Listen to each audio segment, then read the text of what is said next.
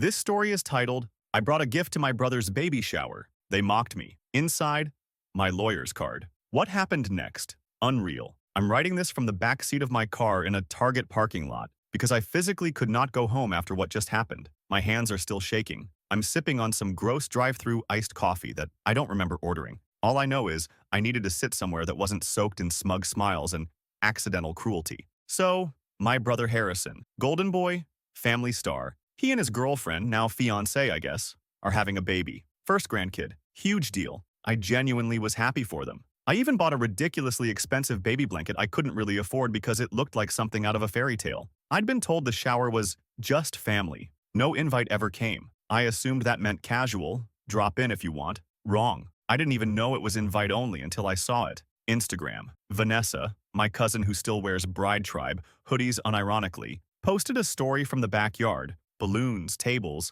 cupcakes shaped like onesies. The caption said, cutest VIP baby shower ever. VIP? I scrolled through the other stories. My aunt, my other cousin, my mom, everyone, every single person, except me. I thought maybe it was a mistake. Maybe they just forgot to send mine. So I grabbed the gift, got in my car, and drove the 35 minutes to my brother's place, hoping to just pop in and say congrats. Maybe catch them before the party really started. When I pulled up, Harrison's yard looked like Pinterest had thrown up all over it. There were pastel tents and a chalkboard sign that read, "A baby is brewing. Join us for tea." Very cute. Very curated. Very much not meant for me. I walked up the driveway, holding the gift in both hands like it was some kind of emotional shield. And that's when I saw them. My mom and cousin Jill were standing near the porch. My mom took one look at me, raised her eyebrows, and said, "Oh, you brought something." For once? Like that? Flat voice. Like I was a stray dog who'd shown up with a dead bird. Jill, who once got caught shoplifting body glitter at Claire's and still won't make eye contact with most of the family, snorted and muttered, "Did you steal it?" I didn't say anything. I just smiled.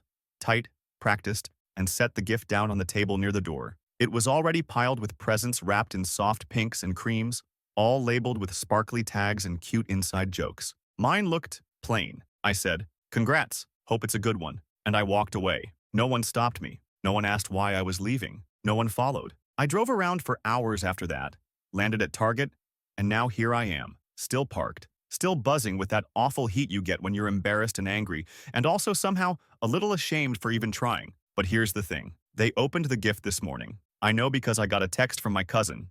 Just a screenshot. The box torn open, the card sitting on top. It said, "Here's to family. May yours treat you better than mine did." Underneath that, my lawyer's card. What they don't know yet is what Harrison's baby shower actually triggered. Something I've been sitting on for months. Something they gave me every reason to finally set in motion. Unforeseen consequence? Oh yeah, but we'll get there. This was just the invitation. Let's rewind. Because to really understand why the card hit like a grenade, you have to know what led up to this. The baby shower was just the finale. The fire had been burning for years. They just decided to pour champagne on it and call it family tradition. Growing up, Harrison, 28 male, was always the one. He was the one my parents told their friends about. The one with trophies on the mantle. The one whose kindergarten drawing of a fire truck was gifted, while mine apparently looked concerning. I, 25 female, wasn't a failure. I was invisible. And when that didn't work, I was a disappointment. When Harrison crashed mom's car at 17, it was a teachable moment. When I missed curfew once during senior year, they changed the locks for the night to make a point. He got college paid for. I got a guilt trip and a FAFSA form. I moved out as soon as I could.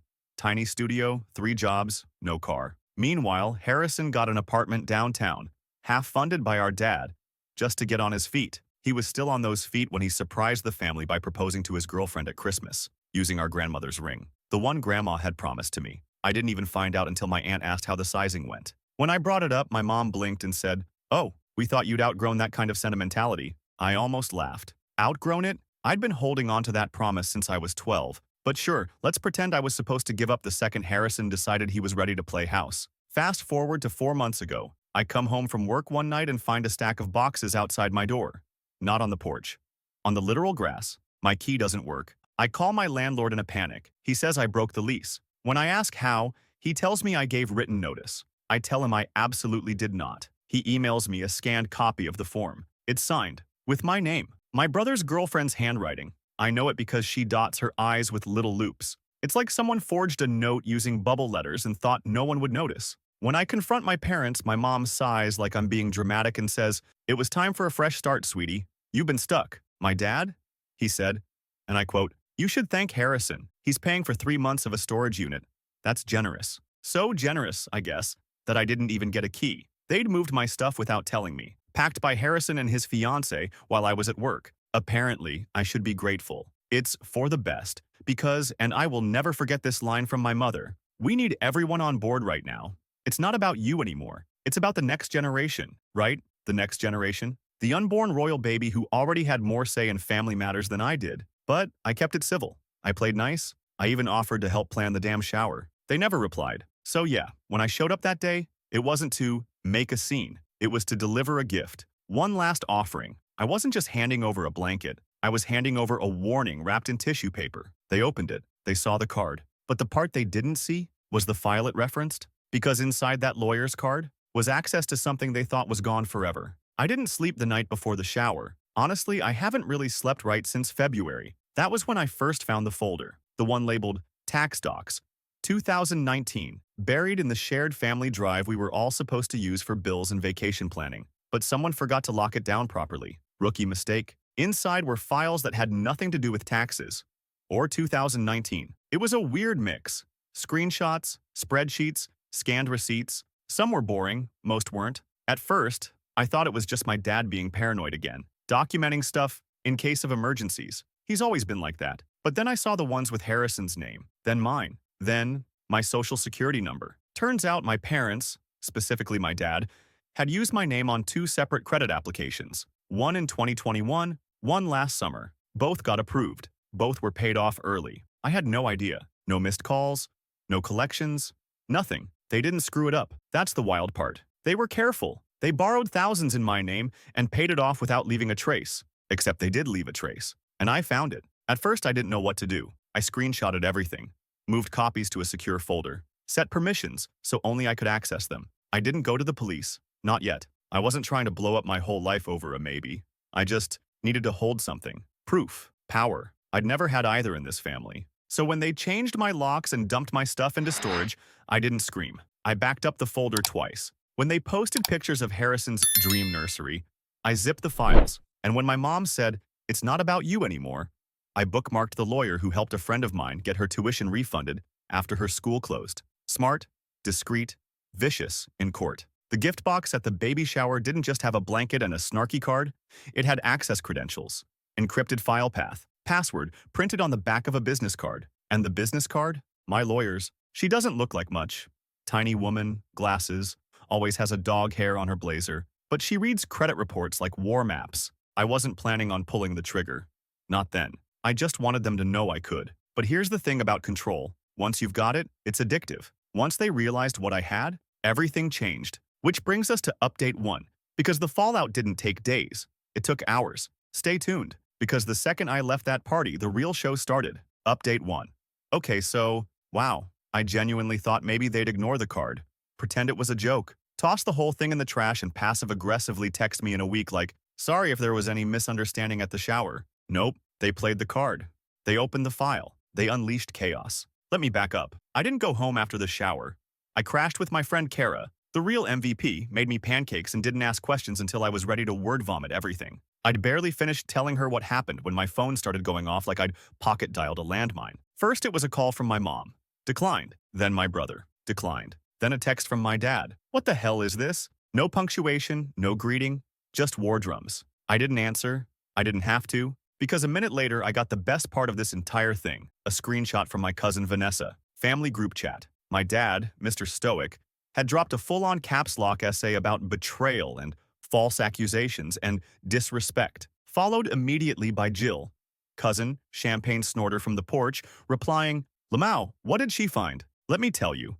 Seeing Jill, who once laughed at me for bringing a birthday card instead of cash, turn into the Greek chorus of this drama? Unexpected. Iconic. Within the hour, the group chat had gone silent. Not even a meme from Uncle Rick. That's how you know it's serious. Then Kara's roommate comes in holding up her phone and says, is this your brother? He just posted a Notes app apology to friends and family about past financial misunderstandings and says he's taking a break from social media to prioritize peace. My brother, Harrison, The same man who once posted a 19-slide Instagram story about his new blender. Vanished. That night, I got a text from my mom. Just 5 words. "You're really doing this?" No question mark. Just defeat. I didn't answer. Instead, I emailed my lawyer, just to let her know the drive had been opened. She replied, "Noted. Ready when you are." I don't know what they're planning next. I don't know if they'll come groveling or if they'll double down. But I know this. They underestimated me. They thought I'd stay small. They thought I wouldn't dare. They gave me nothing for years, and now I hold the match. And the whole damn family tree is dry as kindling. Let's talk about what happens after the explosion, when the smoke clears, and the people who lit the fuse start pretending it's just fog. 3 days after the baby shower, Harrison showed up at my apartment. Yes, the one I had to scramble to find when he and his fiancée had my lease accidentally terminated so they could turn my building into their extended nursery dreamland. Did I mention that part? Because yeah, that happened. I didn't buzz him in, but someone must have left the front door cracked, because suddenly there's knocking on my actual unit. Heavy, urgent, the kind that sounds like it wants you to know it's not going away. I opened it a crack, enough to see him. He looked like hell, hair messy, dark circles, holding a Starbucks cup like a white flag. "I just want to talk," he said. I didn't say a word, just stepped aside. He came in, looked around like he was expecting a trapdoor or a SWAT team, then sat on the edge of the couch like he was afraid it might bite. "I didn't know what Dad was doing," he started. "I didn't ask him to use your name." I raised an eyebrow. That was a bold opener for someone whose wedding invite list probably included the notary that signed the forged credit app. "Sure," I said. "And the fake lease withdrawal? The storage unit? That was just a, what, spontaneous prank?" He winced. "Okay, yeah, that got out of hand. You stole my apartment, Harrison." "I didn't steal it. Okay, fine. I used some strings, but I thought you'd bounce back." I laughed. Actually laughed. Like, unhinged, breathy, wow kind of laugh. "You evicted me. You erased me from a family event. You forged my name on a loan. And your plan was, she'll bounce back?" He put the coffee down. Didn't look at me. "Look, they're freaking out. Dad's threatening to sue if you go public. Mom's barely sleeping. Aunt Kristen's been DMing me nonstop." "Don't care," I said. He blinked. "You're not here to apologize," I told him. "You're here to clean up, just like always. But this time, you're not mopping me out of the picture." He opened his mouth, closed it again. Then he said, "Okay, so what do you want?" And that right there was the moment I knew I had him. Because Harrison doesn't ask what other people want. He assumes. He expects. He demands. That's who he's always been. The boy who cried favor, then got handed crowns. But now he looked like a dethroned prom king in a rumpled hoodie, asking the sibling he used to mock in front of grandma what they wanted. I didn't answer. Not yet. Because this wasn't the negotiation. This was the warning. I didn't sleep after Harrison left. Not because I was anxious. No, that part had burned out weeks ago. What I felt was colder, sharper, like standing on the edge of something tall and realizing you're not afraid of the fall. You're just pissed it took this long to climb. Because his question kept echoing in my head. "What do you want?" And the truth? I didn't want money. I didn't want revenge in the classic sense. I wanted acknowledgement. I wanted a reckoning. I wanted someone in that family to finally look me in the eye and say it. "You were never the problem. We were." But acknowledgement is expensive in my family. They'll hand you a check before they'll hand you the truth. The next day, my mother called. I didn't pick up. She left a voicemail. Her voice, fragile, calculated, the kind she uses when she wants to sound like she's the wounded party. "I just think you've made your point," she said. "Can we please start to heal from this?" Heal? Lady, I hadn't even started bleeding properly yet. You can't bandage over a bullet hole and call it growth. I got a text from my dad right after, "We'll offer a settlement if you agree to drop this. You're making things worse than they need to be." Worse than identity theft? Emotional exile? Public erasure? I sent back one word, nah, because this was never about a number. This was about every eye roll, every behind-the-back decision, every "you're just being sensitive" that buried me under the family rug like a dust bunny with Wi-Fi privileges. They wanted to move on. I wanted to rewind, not to punish them, but to remind them of every time I babysat when I was supposed to be studying, of every family photo I took but wasn't in, of every birthday they forgot, every crisis they downplayed, every holiday seat I had to earn like I was auditioning. They wanted clean slates. I wanted the writing on the wall to stay exactly where it was. So, I made a list of conditions. Item 1. A family-wide email acknowledging what they did. No euphemisms. No misunderstandings. Names, actions, dates. Item 2. A formal letter from Harrison's fiancée, apologizing for her role in the forged lease. Not to me, but to my new landlord. I wanted her name to be part of a permanent paper trail, the way mine had been. Item 3. The ring. Grandma's ring. Returned. Not passed on. Not quietly replaced. Returned. Item 4. A public Facebook post from my parents, addressing the situation, admitting their actions, tagging me. Item 5. Still TBD, because the last item wasn't for them. It was for me. Update 2. You ever have that moment where someone thinks they're threatening you, but really they're just handing you the mic? That was me. 2 nights ago, sitting across from my dad at a diner. The one with the weird clown painting and the waitress who calls everyone honey, even when she's clearly judging you. He slid a manila envelope across the table like we were in a spy movie. Said it had everything I asked for. Spoiler, it didn't. Inside were half-typed apologies that read like AI-generated press releases and a check for $3,000. Like that would erase the forged loan, the fake lease, the gaslighting, the years. I looked up and asked, "Is this the part where you say I'm ungrateful?" He didn't answer. Because the thing is, people like my dad depend on you being afraid of looking like the villain. They bank on you folding just to keep the peace. But I wasn't playing peacekeeper anymore. I was playing archivist, collector of sins. I handed him a new list, updated terms, real ones. I watched the color drain from his face like he just realized the family secret wasn't going to stay secret. That's when he said it. "You're tearing this family apart." I actually smiled, because what he meant was, "You're not letting us pretend this didn't happen. You're refusing to be quiet. You're messing up our photo op version of unity." And yeah, good.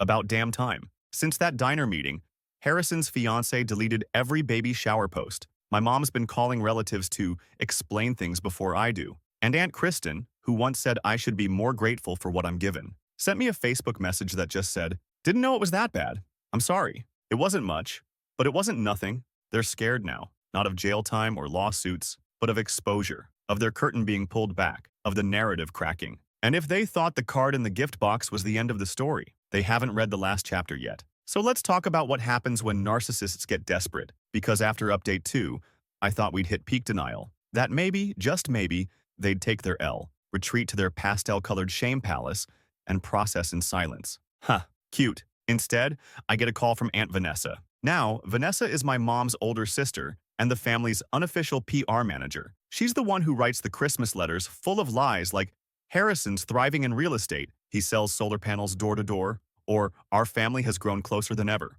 Unless you count me, obviously. She starts the call all sugar and sunshine. "Oh, honey, I just wanted to check in. Heard there's been tension.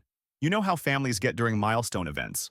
Emotions run high." I let her ramble. 5 minutes of, "Nobody meant any harm," and "Your mom's been so worried," and "We all love you, even if we don't always show it the right way." And then she drops the line that made me want to throw my phone into traffic. "If you'd just be willing to apologize, I think we can all move forward." Pause. Apologize. Me. I literally said, apologize for what? The matching blanket and lawyer's card combo? Or the part where I didn't play dead like usual? She stammered something about tone and escalation and how public everything's gotten. Apparently, a few extended relatives found my Reddit thread, "Hi, Cousin Marcy," and now the group chats are in full spiral mode. I told Vanessa I'd think about it. Then I hung up and emailed my lawyer. Because they're not trying to make peace, they're trying to take back control. They're hoping I'll panic, cave, feel bad for causing drama. But I didn't cause anything. I uncovered it. I held up the mirror. And now they hate their reflection.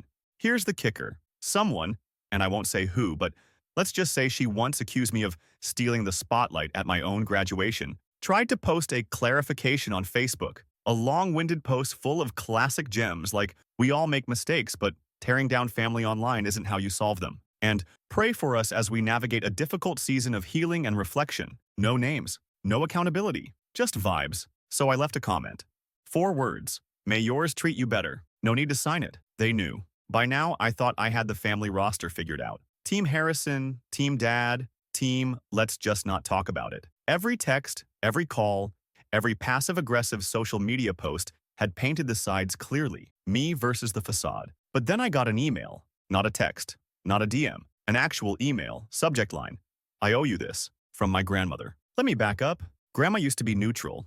Not warm, not cold. The kind of woman who'd send $10 in a birthday card and spell your name wrong. She gave Harrison the ring, yes, but back when I asked about it, she just said, "Your brother asked first," and I didn't have the nerve to call it what it was. Favoritism with pearls. So getting an email from her? Not on my bingo card. I opened it, expecting some weird family mediation attempt. Instead, it started like this. "I read what you wrote. I know it was about us. And I need you to know.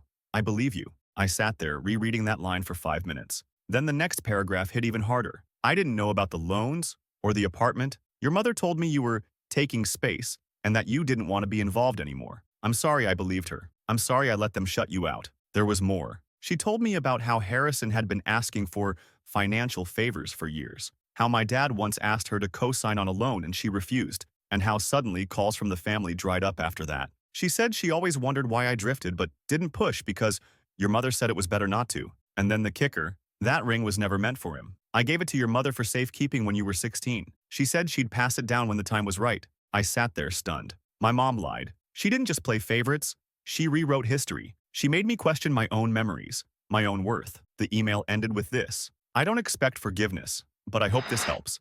I sent you something. It should arrive tomorrow. Next day, a package shows up. Small box. Inside, a photo. Me at 6 years old sitting on grandma's lap, holding her hand. She's wearing the ring.